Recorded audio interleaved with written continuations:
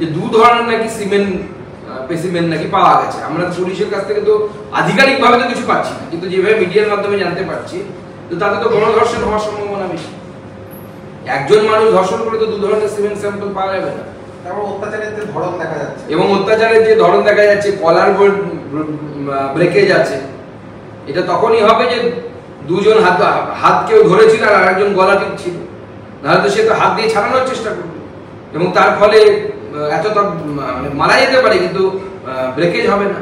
পুরো লুকোনোর চেষ্টা করা হচ্ছে এবং এই ওয়েলফেয়ার সোসাইটির বিষয়গুলো সামনে চলে এলে মমতা বন্দ্যোপাধ্যায়ের তৈরি করা ওয়েলফেয়ার সোসাইটি এবং সেটা কার ওয়েলফেয়ার করছে সেটা ধরা পড়ে যাবে। এবং এই ওয়েলফেয়ার সোসাইটি ভোটের সময় পুলিশরা কাকে ভোট দেবে সেটা পর্যন্ত নির্ণয় করে দেয়। ব্যালট নিয়ে নেওয়ার ঘটনা এর আগে ঘটেছে, এই ধরনের বহু ঘটনা ঘটিয়েছে পুলিশ ওয়েলফেয়ারের নেতারা। সেই জন্য ধামাচাপা দেওয়ার চেষ্টা হচ্ছে। ডিজি যে ধরনের মন্তব্য করছেন, ওনার খুব তাড়াতাড়ি পুলিশের পোশাক ছেড়ে পলিটিক্সে নামা হচ্ছে। আমি আরজি কর নিয়ে চিঠি লিখেছিলাম যে আরজি করে একের পর এক দুর্নীতি হচ্ছে, সেই দুর্নীতির অভিযোগ প্রিন্সিপালের দিকে যাচ্ছে, এর তদন্ত হওয়া উচিত, তাকে সরিয়ে তদন্ত হওয়া উচিত। আমি শুধু তাই নয়, আমি আগামীকাল বা আজকে আমি জেপি নাড্ডা সাহেবকে চিঠিও দিচ্ছি যে প্রয়োজনে এমসিআই টিম পাঠানো, দেখা হোক যে রাজ্য সরকারি মেডিকেল কলেজগুলোতে পরিকাঠামো ঠিক আছে কি নেই। যদি পরিকাঠামো ঠিক না থাকে তাহলে তো সেখানে পড়াশোনা চলতে পারে না। এখন অদ্ভুতভাবে পুলিশের রোল এই ঘটনার ক্ষেত্রে সন্দেহজনক। সেই জন্য আমরা বারবার বলছি যে সিবিআই তদন্ত হওয়া উচিত। পুলিশ প্রথমে বলেছে যে আত্মহত্যা হয়েছে এবং পুলিশ ক্রমাগত চাপ সৃষ্টি করে গেছে যে যেন তাড়াতাড়ি বডিটা দাহ করা হয়। কেন? আপনারা জানেন যে কোর্টের স্ট্যান্ডিং ভার্ডিক্ট আছে যে সন্ধ্যেবেলা সূর্য ডোবার পর পোস্টমর্টম করা যাবে না। এক্ষেত্রে সূর্য ডোবার পর পোস্টমর্টম করা হয়েছে, তাড়াতাড়ি বিষয়টিকে ধামাচাপা দেওয়া হয়েছে। পরিবারকে পর্যন্ত বলা হয়েছে আপনারা তাড়াতাড়ি দাহ কার্য সম্পন্ন করুন। পরিবার মিডিয়া মেয়েকে দেখতে চাইলে দেখতে দেওয়া হয়নি বহুক্ষণ। পরিবার মিডিয়ার ফোন রিসিভ করতে চাইলে বলেছে কেন মিডিয়ার সাথে কথা বলছেন। অদ্ভুত ব্যাপার। পরিবার মিডিয়ার সাথে কথা বলবে কি বলবেন না, এটা কি পুলিশ ঠিক করে দিতে পারে? কোন আইনের বলে পুলিশ এটা করছে? পুলিশের ভূমিকা অত্যন্ত সন্দেহজনক। পুলিশ এই ঘটনার তদন্ত করতে পারবে না এবং আমি দাবি জানাচ্ছি নিদের পক্ষে সিপির উচিত এই ঘটনার দায়িত্ব নিয়ে, যেহেতু পুলিশের তরফ থেকে এই ঘটনা ঘটানো হয়েছে, পুলিশের মধ্যে থেকে একজন ক্রিমিনাল, অতএব তাকে সরে যাওয়া উচিত নিজের পদ থেকে।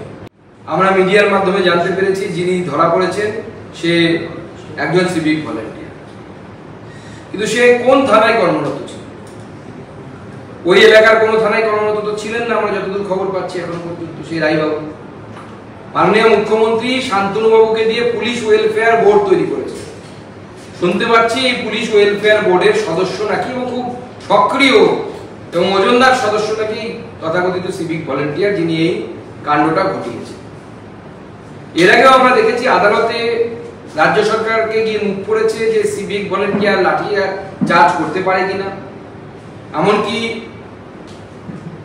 যে নির্বাচন কমিশন, কেন্দ্রীয় নির্বাচন কমিশন বলে দিয়েছিল যে কোনো সিভিক ভলেন্টিয়ারকে বিভিন্ন নির্বাচনী কাজে রাখা যাবে না। অথচ এইভাবে সিভিক ভলেন্টিয়ারদেরকে তাদের এখতিয়ারের বাইরে গিয়ে ব্যবহার করছে রাজ্য সরকারের পুলিশের কর্তা। তাই আমাদের প্রথম দাবি হচ্ছে এর ফলে সিভিক ভলেন্টিয়ারদেরও ক্ষতি হচ্ছে, তাদেরও সমস্যায় পড়তে হচ্ছে। তাদেরকে যে মাইনে দেওয়া হয় তার অনেক বেশি তাদেরকে খাটিয়ে নেওয়া হচ্ছে। অনেকে দিয়ে গাড়ি চালানো হয়, অনেকে দিয়ে ট্রাফিক কন্ট্রোল করানো হয়। আমি নিজে দেখেছি পুলিশ সিভিক ভলেন্টিয়ার্সকে দিয়ে লাঠিচার্জ করিয়েছে, পরবর্তী সময় আদালতে গিয়ে মুখ পুড়েছে।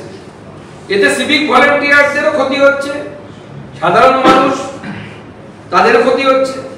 তার ফলে আমাদের দাবি রাজ্য সরকারের কাছে যে আপনারা সিভিক ভলেন্টিয়ার কি করতে পারবে আর কি করতে পারবে না একটা বেঁধে দিন এবং সেটা আদালতের যে নির্দেশগুলো আছে, স্ট্যান্ডিং যে ভার্ডিক্টগুলো আছে তাকে যেন উল্লঙ্ঘন না করে। তাহলে মানুষের মধ্যে বা একটি হসপিটাল কর্তৃপক্ষের মধ্যেও একটা স্পষ্ট ধারণা থাকবে যে আমরা একজন সিভিক ভলেন্টিয়ারকে কতদূর এন্ট্রি দেবো আর কতদূর দেব না।